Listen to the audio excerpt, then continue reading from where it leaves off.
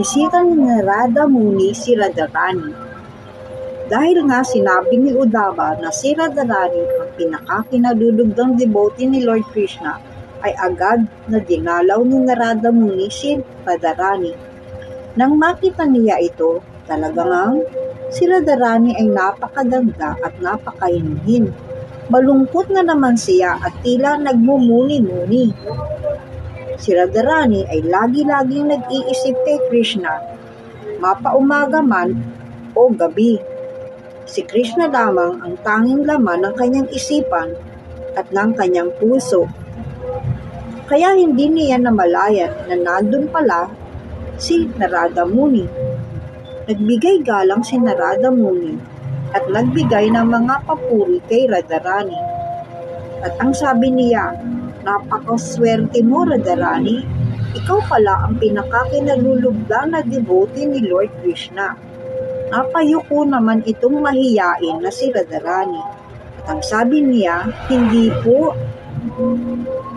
Sabi naman ni Narada, "Hindi nga ba at lagi-lagi kang pinupuntahan at inaanyayahan ni Inang Yashoda na ipagluto mo naman si Krishna sa kanilang kusina upang ganahang sa pagkain si Krishna?" Sumagot naman si Radharani, "Oo nga, ako ay pinapayagan at inaanyayahan ni Inang Yashoda na tumulong sa kanya sa pagluluto ng mga pagkain ni Krishna. Ngunit kasama ko ang mga kaibigan kong Gopi at ako ay tinutulungan nila. Inaasistihan nila ako para asistihan ko rin si Inang Yashoda sa pagluluto ng mga pagkain para kay Krishna. Ngunit pagka minsan ay nagiging mayabang ako sa gubat ng Vrindavan kung saan magkakasama kaming mga Gopi kasama namin si Krishna. Ako ay nagiging mayabang dahil si Krishna ay laging nasa piling ko lamang. Pakiramdam ko ako ang pinaka-espesyal dahil nasa tabi ko si Krishna. Ngunit ang hindi ko alam, ang bawat isa pala sa aming mga Gopi ay kapiling si Krishna." Nang sinundo ni Akrura si Krishna, kahit na anong pagsusumamo ko, napigilan si Krishna. Gayon din ang mga Gopi ay hindi namin napigilan. Tuluyang umalis patungong Mathura si Krishna. Hindi na niya kami binalikan.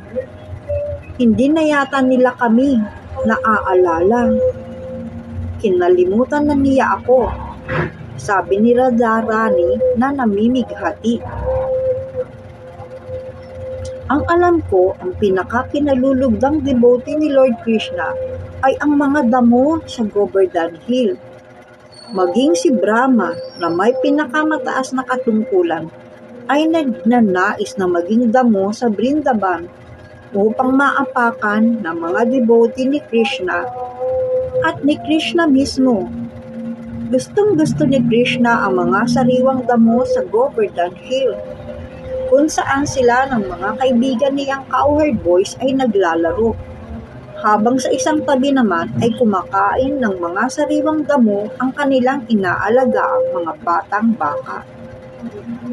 Palagay ko, kinalulugdan na devotee ni Lord Krishna ay ang mapagkumbabang mga damo sa Vrindavan at Govardhan Hill, na labis na nagbibigay kasiyahan sa mga kaibigan ni Krishna.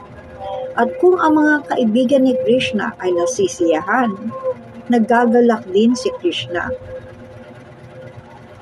Nakikita natin sa mga kwentong ito na talagang mapagkumbaba ang mga devotee ni Krishna. Hindi man perpekto ang kanilang relationship kay Krishna dahil ito naman ay transcendental. Ang mga relationship dito sa material world ay perverted reflection lamang ng relasyon sa spiritual world. Dahil dito sa material world, ang ating mga senses ang ating pinapasaya o sinasatisfy, samantalang sa spiritual relationship ay ang mga senses ni Krishna ang ating sinasatisfy. Ang pagiging mapagkumbaba at sincero ay mga katangian ng isang devotee, kaya't siya ay nananatili sa devotional service.